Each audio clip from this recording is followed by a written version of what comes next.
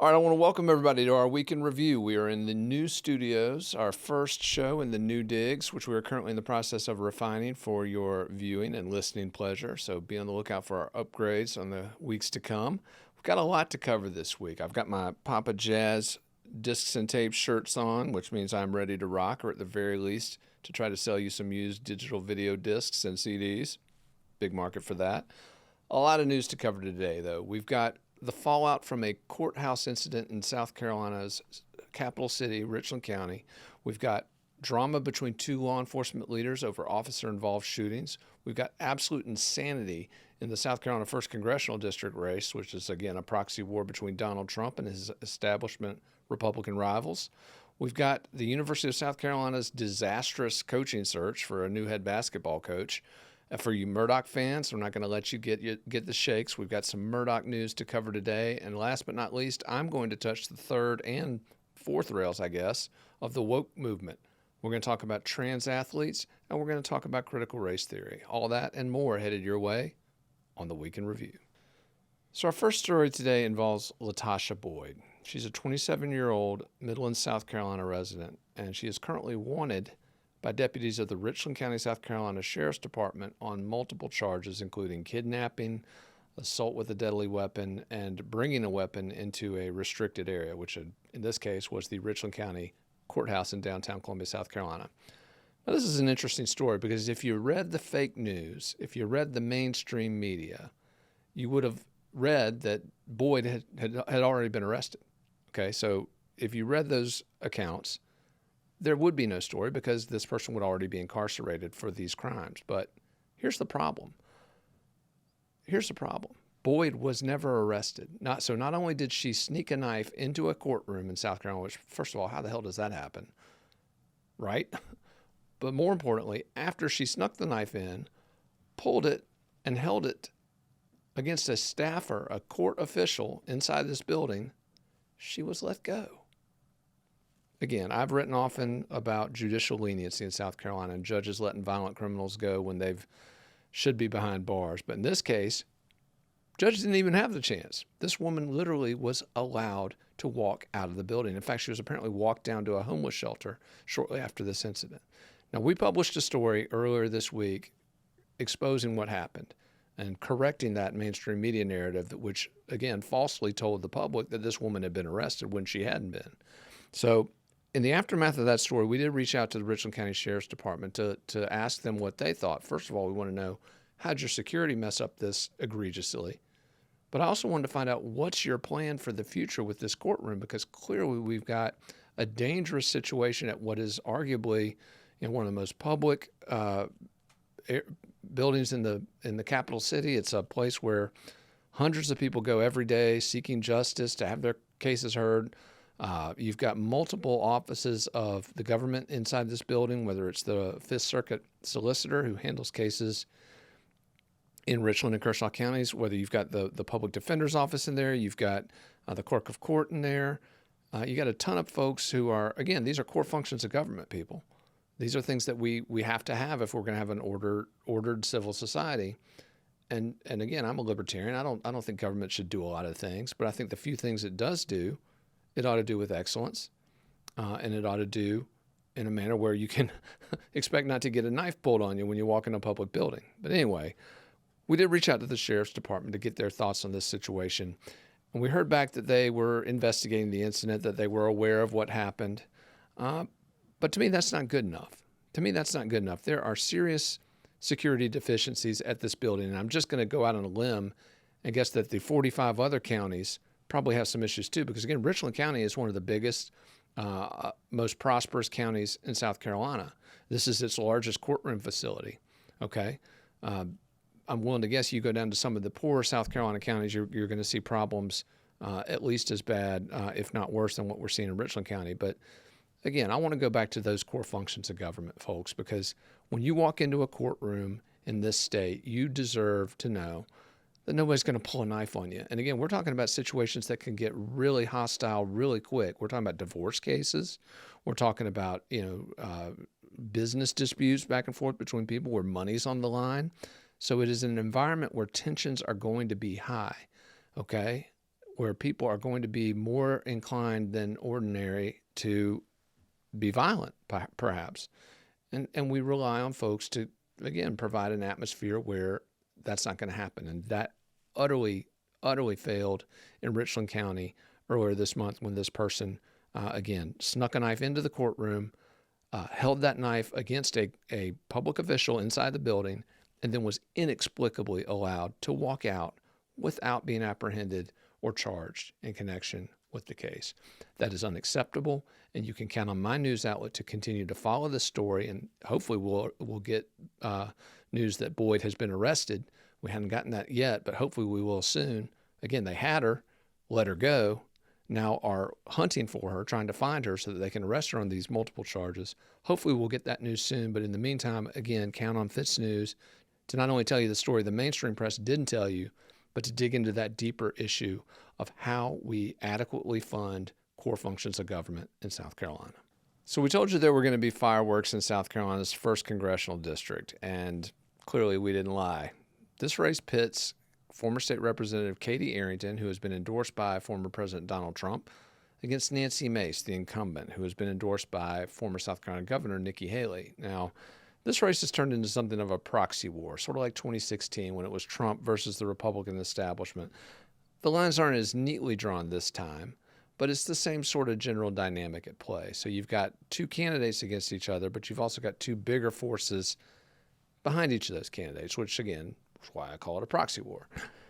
Now, what makes this fight interesting is that Arrington and Mace don't like each other. In fact, they not only don't like each other, there is an active, visceral hatred between these two women. In fact, during their tenure in the South Carolina State House together, they almost got in a fist fight just off the floor of the South Carolina House of Representatives. Lawmakers actually had to step in and separate them. So again, we knew there were going to be fireworks in this race, but little did we know they would come so quick. Again, it's only March. This election it doesn't take place until June, but we've already got some serious back and forth going. And this week, we saw one of the craziest exchanges I've ever seen in covering South Carolina politics. And again, I've been doing this a while, folks. I've seen a lot of crazy events, people going nuts, kind of losing their minds. But what we saw at a Katie Arrington meet and greet down in Edisto, South Carolina, Edisto Beach, South Carolina, this past week, just let's take a look at this clip. It means there's always a beginning and there's no beginning and end. It's forever in a circle. It's I know it's Hebrew and Jewish. Yes, and it is, and Eastern. it's satanic. Well, for me, it's a ray of positivity to remember. Well, I've that. done a lot of research on it. It is satanic. Well, I will definitely research it. I've been wearing these for the night of my accident in 2018, and I've been wearing. I've been researching since 9/11, and I know it's satanic. Well, I will definitely. And the ADL. Okay, but for me, it's positivity, and it's a circle. No, of I think life. you're lying. And I want to commend you for asking the direct question. Wait a minute. Don't shut her out, okay? I will never vote for Katie Arrington because I know the truth about you. I can read two sides of the Listen, she tried to mow down her first husband with a vehicle. She has the worst language I have ever heard in my life. There are police reports, and they're going to come out, and the truth is going to come out about you. Okay, so let's try to recap what's going on here. We got two distinct allegations, right? Number one, that Katie Arrington is a Satanist, okay? And number two, that she tried to mow her former husband down with a vehicle. Yeah, welcome to South Carolina politics, people. It's the jungle. And I wanted to, we actually reached out to Katie Arrington's campaign, and they released a statement from her former husband, the man who was allegedly the target of this vehicular attack. And I wanted to read this quote. This is from Doug Homrich, who was Katie Arrington's first husband. In a statement provided from Katie Arrington's campaign, which I verified with Mr. Homrich, he said, "These attacks on Katie's character are false. The woman making some of these claims is a scorned ex-girlfriend." Man, I love where this is heading. "The same woman I had to call the police on to have her removed from my apartment after we broke up." That sounds reasonable. "Katie never tried to run me over with a car, and there are no police reports because I never called the police regarding Katie in any manner. And last but not least, quote, she is definitely not satanic." So there you have it, folks. Exclusively from FITSNews, Katie Arrington is not a Satanist, and again, according to her former husband, did not try to run him over with a vehicle. Where's this race going? Again, your guess is as good as mine, but based on this kind of back and forth, I think we're in for some fun over the next coming weeks. Count on FITSNews to keep you up to speed on all the latest developments between Katie Arrington and Nancy Mace, and more importantly, the forces behind their candidacies. So if you're a regular reader, listener, viewer of FITSNews, you know that we focus extensively on officer-involved shootings. In fact, I get grief for calling them officer-involved shootings. Apparently, the woke movement wants me to call them cop killings. In some cases, that's what they are. So I'm not going to necessarily rule that out. But in this case, the story that we're covering this week, for now I'm classifying it as an officer-involved shooting. But the story is bigger than this one incident, which claimed the life of a 34-year-old black man in Richland County, South Carolina. This story is bigger than that. It involves the integrity of the investigations into these incidents, because when you have police shooting people, again, in some cases they have to, in some cases they do it when they shouldn't. It all depends on the situation. But in these cases, public emotion runs very high, and you have to be able to trust the integrity and the impartiality of the investigations into these incidents. And this week, we had a real flashpoint on that because, again, this incident happened in Richland County, and it involved one of the few agencies in South Carolina that does not turn over these investigations to an independent law enforcement agency, to an independent arbiter. Why don't they do that? It's a good question. I don't really understand it, because I would argue that if one of your officers is involved in an incident like this, that you probably shouldn't use other officers in the same department to investigate them. Just seems like that would be a bad idea, and at the very least, a clear conflict of interest, right? Right. And so as a result, in the vast majority of jurisdictions in South Carolina, whether we're talking municipalities or county governments, these law enforcement agencies hand the cases over to the South Carolina State Law Enforcement Division, or SLED. SLED is known for handling these investigations, for doing the forensic work, and then they provide the reports that they generate to the local solicitor, who then decides, okay, number one, what do we do with the officers who were involved? Did they act appropriately? And then also to handle any charges related to the suspects involved in these cases. So that independent oversight is very important, and it's something that has worked in South Carolina, one of the few things in the state that actually has worked. But what works even more, and what I've said for many, many months and will continue to push for, is transparency. Now, earlier this year, we did a couple videos on this, did a couple stories on this regarding an officer-involved shooting, a fatal one, in Florence, South Carolina, where that day, or literally within 24 hours, the department released the footage from the event. Said, this is what happened, be the judge. And that is what we need more of in South Carolina, because independent oversight is vital. But you also have to have transparency. And if we have both of those things, then I think we're going to have real accountability, people, because, again, we're going to be able to see what happened, and we're going to be able to trust that the people reviewing that evidence are impartial. Right now in Richland County, we don't have either of those things. Now, I'm told that the Fifth Circuit solicitor has reviewed the footage from this incident and has determined that the officers did not act inappropriately. Is that true? I don't know. I hadn't seen the clip. Can't tell you. But what I can tell you is that this news outlet, while we support law enforcement, while we support funding for law enforcement as a core function of government, we're always going to hold them accountable. And we're always going to push for the maximum transparency and, again, independent oversight of these important investigations. So stay tuned to FITSNews for more on this and other incidents related to officer-involved shootings and how they're handled. So God help the University of South Carolina. I mean, dumpster fire, goat rodeo, all rolled up in one. As I'm hitting the mic, I'm so upset about it. I'm a University of South Carolina grad. I got 2 degrees from this school, and they're hanging up on my wall. And like every day, I'm watching the value of these things just evaporate. It's embarrassing. It's embarrassing. And a big part of the problem, I think, is the University of South Carolina's athletics director, Ray Tanner. Now, Ray Tanner took this job in 2012 when Gamecock athletics was literally at its zenith. Football team was in the middle of 3 straight 11-win seasons under former coach Steve Spurrier. Baseball team had just won a pair of national championships under Tanner's direction. Let's give him credit. He's a hell of a basketball coach.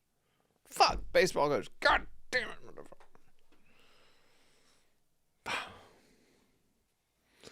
All right, we got it. I got it. So God bless the University of South Carolina people. It's just goat rodeo, dumpster fire, all rolled up in one. And, you know, what are we... I'm a University of South Carolina graduate, okay? I got 2 degrees from the school. They sit up on the wall in my office, and I look at them every day, and it's like they keep reducing in value every day because the people running this school are just, I don't know, can I say ass clowns? I'm going to say it, ass clowns, right?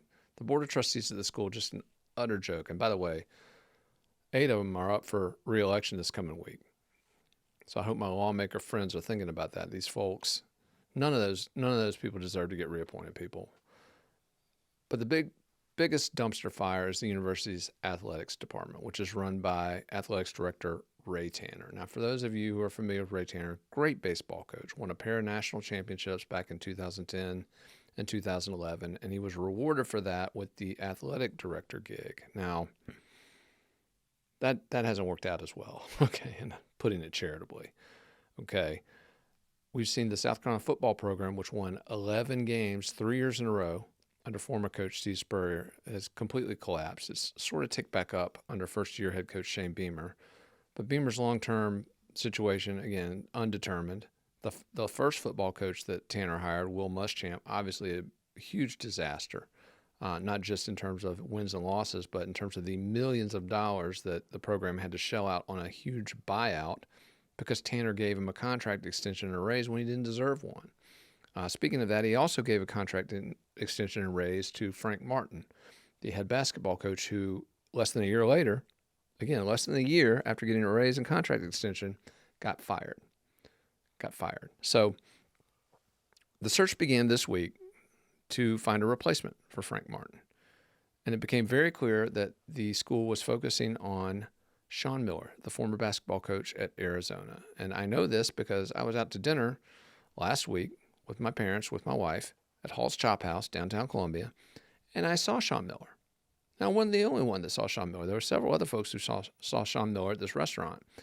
And so I wrote an article the next day that discussed having seen him there. And it turns out that I wasn't supposed to say that because apparently the university did not want people to know that Miller was in town. And why? I don't know, because Miller clearly wasn't going to become our basketball coach. The guy apparently knows a dumpster fire / goat rodeo when he sees one. And he decided to take the much safer job at Xavier, which is where he was a former head coach prior to his career at Arizona. So good for Sean Miller. That's a smart move, man. But he was choice A, and then you got choice B and C also go by the wayside. The Cleveland State and Murray State coaches, both of those guys decided they're going to take other SEC coaching gigs at Missouri and LSU respectively. So Ray Tanner, once again, is in a situation sort of like back in 2016 when he was hiring Will Muschamp as the football coach, where first choice gone, second choice gone, third choice gone. So what do you do? What do you do at that point? Okay, plan D. Okay. So Tanner ends up hiring Lamont Paris, who is from the University of Tennessee, Chattanooga. Really good coach, by the way. Former assistant at Wisconsin, a program that went to multiple Elite Eights and was actually national runner-up one year. So Lamont Paris is a great coach, a really good hire for USC. But again, he's the fourth choice for the job. He's not a proven name like the other three that we were looking at. And is he an upgrade over the coach they just fired? That's honestly debatable. But here's where the problem gets worse for Tanner. Not only did he once again, as with the football coaching search, fail to get his man, but when it came time to pick Plan D, there was another option.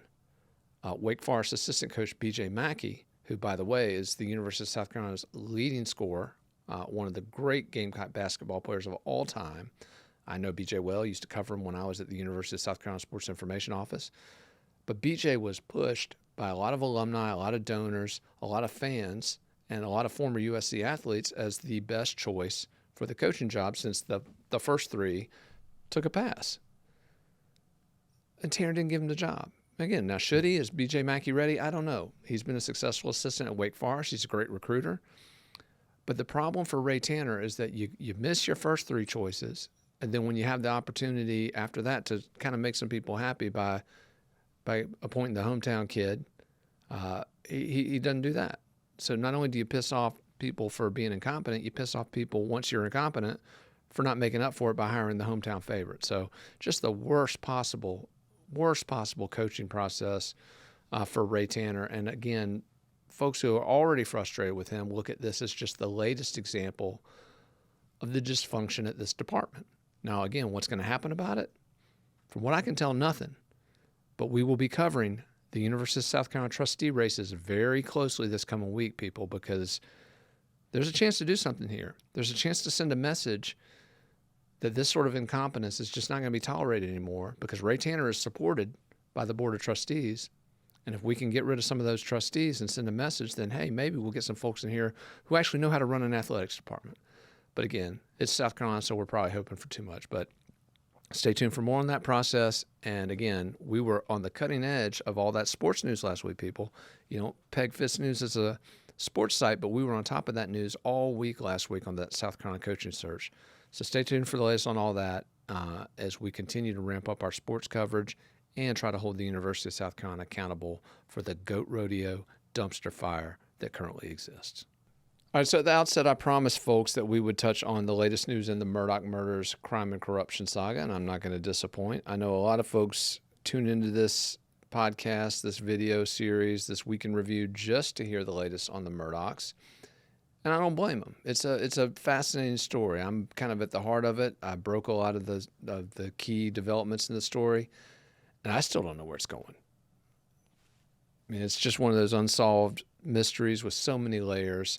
But we introduced a new player into the story this week, a new dramatis personae, if you will.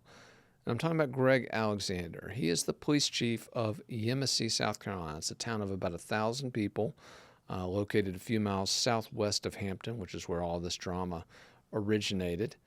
But Alexander is a longtime friend of the Murdaugh family. Of course, this is the influential group that wielded near total authority over a 5-county region in the South Carolina Lowcountry for over a century. They basically ran the courts. They ran the solicitor's office. They owned the juries, depending on who you ask. But they're the family that's at the center of this story. And Alexander, one of their longtime allies, one of their longtime friends, by his own admission. But we uncovered this week a check that was made out from Alec Murdaugh to Greg Alexander just 1 month after the double homicide at Moselle. And this, again, is the just shocking murder of Alec Murdaugh's wife, 52-year-old Maggie Murdaugh, and his youngest son, 22-year-old Paul Murdaugh, who, when he died, was at the heart of a criminal case involving a boat crash, which left a 19-year-old Hampton teenager dead, and which had exposed the family to a level of scrutiny it had never before experienced through a variety of civil actions threatening to expose their finances. But this double homicide was what blew this case up on the national level, international level, really. And Alexander has been rumored to be connected to this incident somehow. Now, do we know exactly how? No. We've heard rumors, we've heard reports. We know that he's being looked at by law enforcement somehow in connection with this puzzle that we're still trying to piece together. But we don't know exactly how. But what we do know is that 1 month after the murders, he got a $5,000 check from Alec Murdaugh. Why? Well, I called Chief Alexander, asked him point blank, what was this for? He told me that Alec Murdaugh, his longtime family friend who had helped him and his family out in the past, he said, gave him the money, or loaned him the money rather, so that he could give it to his parents, who were apparently struggling with some payments. They needed the money, $5,000. Now, is that true?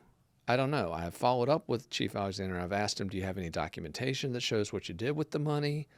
To any way to prove that that's what happened? He said no. And in fact, I also asked him, did you pay the money back? Has the money been paid back? He said, well, you'd have to talk to my dad. It's sketchy, people.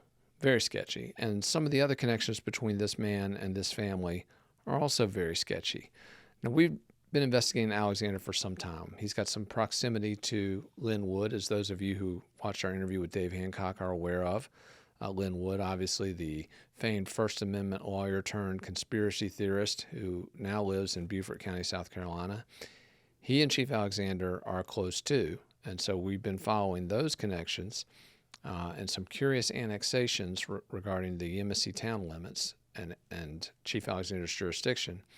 So we're going to cover a lot of that in the weeks to come and get more into that in the weeks to come. But his injection into this Murdaugh story is just fascinating because, again, we don't really know what the money was for. We know what he says it was for, but we don't know what it was really for. And more importantly, we don't yet know what his involvement may have been with regard to what transpired at Moselle. Count on FITSNews to continue digging not only on Greg Alexander, but all of the folks who we've identified as being closely linked to this Murdaugh murders, crime, and corruption saga, to this influential family, powerful law firm, and this network of influence that, again, for almost a century has dominated the justice system in the South Carolina Lowcountry. Stay tuned for much more on that in the coming weeks. So I'm going to close today with a couple of subjects that I'm technically not supposed to talk about. You know, I'm supposed to be a newsman, keep it non-controversial, don't offend people. Everybody's so easily offended these days. But I believe in the concept of hills to die on, so to speak. I believe at some point you do need to stand up, and I've never been shy about doing that on FITSNews. I'm not going to be shy about doing it on this format. And when I see things that I think are unfair, things that run, diametrically opposed to the libertarian worldview I embrace, to freedom, to equality, real equality, I'm going to call those things out. And so the first story we published this week, the first story I published, again, I'm going to take ownership of this because, again, not everybody that writes for me feels the same way, and I respect that. We host an open discussion. That's what FITSNews is. It's a marketplace of ideas, right? Right. But my ideas are part of that marketplace.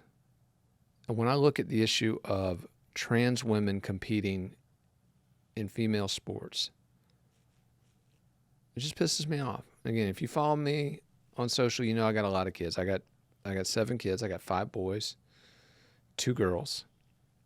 But I was thinking about this earlier this week because, again, the big focus this week is on Leah Thomas, the trans swimmer for the University of Pennsylvania who won a national championship after her transition. Again, this is someone who was ranked number 462 amongst college swimmers as a male. When she competed as a male, she transitions to female. She's now a national champion, the number 1 swimmer in the country. Is that fair? No. And everybody knows Leah Thomas's name, but they don't know the name of Reka Georgi. Now, Reka was a 5th-year senior at Virginia Tech. Like Leah Thomas, has been swimming her whole life. Her parents taking her to meets. Now, so it's not just her sacrifice, it's the sacrifice of family and friends, right? Putting in those hours over and over and over to get scholarships, to compete at the highest level. But Reka got screwed. Reka didn't get to compete in Atlanta for a national championship or for All-America honors because she lost her spot to Leah Thomas. And as the father of 2 girls and the father of 5 boys, that pisses me off. It's not fair. And you know what? I'm not the only one who has pointed this out. Caitlyn Jenner, arguably the most famous trans person in the world, has come out and said this is not fair. And again, Caitlyn Jenner, in her male life, Bruce Jenner, the Olympic hero, knows a little bit about competition and fairness. Another person who knows a little bit about competition, Martina Navratilova, the tennis star. Martina Navratilova came out as bisexual back in the 80s, which, again, it was something back then. She was subjected to real hate, real discrimination back then. And we've advanced past that, thankfully, as a culture. Whether you agree, disagree, or not, we've all become more understanding and respectful of people who have different orientations, who identify differently, and that is a good thing. If you're a libertarian like me, you embrace that. You want people not to be discriminated against, right? And you certainly want the government, which is bound by the 14th Amendment, to protect all of their rights equally. But this is not equality, people. Letting a biological male compete against biological females is simply unfair. It's simply unfair. And the fact that we are touting this as some sort of, where inclusiveness matters more than that fairness, is just disgusting. It's disgusting. And so I dug into this week. I addressed this in detail, and I wrote a column, and the column was very simple. It said, this must stop, okay? Because it's unfair, and because it frankly goes against all of the advances that these women have fought for. I mean, they fought for this. Title IX, I mean, it's a whole movement aimed at equality, aimed at the fairness of competition. And for the NCAA, whose one job, by the way, the one job of the NCAA is to promote fairness and the integrity of intercollegiate athletics. How in the hell does this do that? It doesn't. It doesn't. And again, you can call me whatever you want. You can say I'm going against whatever. You can say I shouldn't write about this, shouldn't talk about it. And the mainstream media in my state clearly is on the other side. In fact, there's a big story in the Post and Courier just the week before Leah Thomas swam that was talking about trans women being discriminated against on the basis of a gender they were, quote, assigned at birth. Okay. That's ridiculous. People, you're either born one way or the other. I'm sorry. There's no third option as of yet. And also, the last time I checked, it takes up both of those options to make a baby. All right, again, I'm not going to go far down the rabbit hole on this, but I will tell you one thing. If you think I'm ever going to hold my tongue on something like this when it comes to an issue of fundamental fairness, you are mistaken. Because, as I wrote in the column, someone's right to throw a punch stops at my nose, just like my right to throw a punch stops at your nose. We got to have a fundamental fairness to this debate. And again, allowing biological men to compete in athletic events against biological women is fundamentally unfair. All right, so the other third rail of wokeness that I'm going to reach and grab onto today is critical race theory. And I've taken some criticism for my description of critical race theory, and I want to read that to you real quick. Critical race theory maintains that present and future racism against white people is acceptable in light of racism perpetrated against black people in the past. I want to read that again because it's important, and we're going to come back to it. Racism against white people is acceptable in light of racism perpetrated against black people. That's basically two wrongs make a right. Now, I've been criticized for this description, this definition of critical race theory. People have said, oh, that's not really what it is. It's a new look at history. It's a fairer look at history. And there's some validity to that. But I want to pull the words of a guy named Ibram X. Kendi, who is arguably the leading scholar, I'm going to use that term very loosely, when it comes to critical race theory, because we did some coverage this week of one of Mr. Kendi's books, and folks, it was anything but scholarly. But first, I wanted to read you what he said. And this is a guy who gets paid $20,000 a pop to go into various corporate settings and tell them how racist they are. But here's what he said, and I quote, "The only remedy to racist discrimination is anti-racist discrimination. The only remedy to past discrimination is present discrimination. The only remedy to present discrimination is future discrimination." And again, this is an escalation, people. This is basically saying that you hit me, I'll hit you. But the last time I checked, who was hitting anybody? America has some dark chapters, people, some true scars in its history where people were treated in a way that just, it defies comprehension. It is so anathema to the notion of liberty that it makes me sick. And so when I look at the people during the 60s, and again, I wasn't alive back then. I was born in 1974. I didn't live through this. But you look back at some of the people who fought to change that. And again, I don't care if they're white or black, but the people who stood up and said, hey, this is wrong, this needs to change, those are people I'm always going to honor because they were fighting to expand liberty. They were fighting to take the pool of freedom and grow it, right? But now we've gotten out of that. We're now into this mode where, okay, someone has to pay for what happened, even though these people have been dead for generations. But, there's, your place in life, if you are a white person, is due to this, and therefore you are bad, white is bad, Does it make sense? I'm not saying there's not an argument there. As a white man, I'm not going to sit here and say that I've enjoyed some advantages, even being born in the 1970s, that may not have been available to a person who was a black man born in that same year. Okay, I'm not going to say that because that wouldn't be fair. That would be ludicrous. But here's what I am going to say: do we solve it? Do we solve it by demonizing my kids and your kids, pitting them against each other, filling them with hate, filling them with divisiveness, filling them with this worldview that everything has to be a zero-sum game? And I don't think that's the answer, people. We had reached a point in America, I felt, where people finally began to, and again, to borrow that famous quote from Martin Luther King, had started to judge people by who they were, not what they looked like. Again, content of character, not color of skin. That's a basic tenet of being a libertarian, of being a good person. But we're losing that now because we're veering so far into this new world of blame and attack and division. And again, we're mainlining it to our kids. I had somebody the other day tell me they didn't think that this was actually being taught in our government-run schools. Well, we've got a story up this week that shows not only is it being taught in our schools, but there are real consequences to the teachings.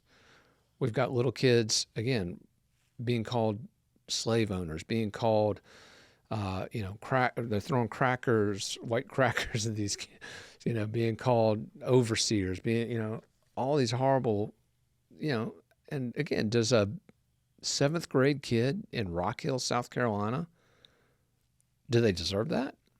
I don't think they do. I don't think they do. I think we have to acknowledge our past. I think we have to accept our past. I think we have to not make apologies for it. But if we continue to go down this road of turning it into an attack on people who had nothing to do with it, people who have in fact tried their best to live a life where they don't behave that way, how are we going to solve it? I spoke to a parent this week whose child had been a victim of some of this stuff. And she said something to me that I think really resonates and that I wanted to share with you. And she was talking about Black History Month, and her daughter was going through Black History Month. Her daughter, 7th grader at this school up in Rock Hill, South Carolina. And she said to me, I don't have a problem with my daughter learning, 16, 17 different Black history stories of civil rights leaders, of accomplished Black Americans who made history, who trailblazed, who were the first to do this, that, or the other. She said, I want my child to learn that. I want my child to have that respect and acknowledgement for what those people went through. But that stops when the school begins to teach people to hate my daughter. Because that's what critical race theory is doing, people. And again, I don't go down the rabbit hole of CRT. I'm not a CRT propagandist, okay? I'm not one of these conservative sites that every article you see is CRT this, CRT that. Okay, that's not me, because I think it's divisive. But to the extent that we're going to talk about it on my news outlet, we're going to talk about it through the lens of fundamental fairness, just like the transgender swimming issue, just like trans athletes, just like any of that. We are going to approach it through the lens of fundamental fairness. And to me, fundamental fairness dictates that we own our past and acknowledge our past, but that we move forward together. And you cannot move forward together if you're embracing the tenets of critical race theory as espoused by its leading scholar, Ibram X. Kendi. You just can't, because what he's calling for is a return to what got us here in the first place, people. What he's calling for is hate to replace hate. And the last time I checked, that was not what America should be about. Sure as hell not what we should be about with one another. It's not going to solve anything.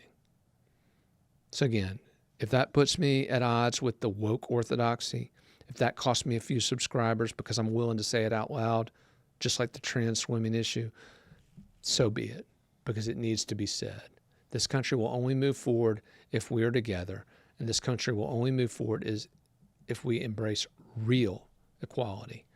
And that starts with accepting that all of us are human. As John F. Kennedy once said, we are all mortal, we all breathe the same air, we all love our children. I hope that's true, people. That's true for me. And not just my kids, but your kids. I don't care what color they are. I don't care what they identify as.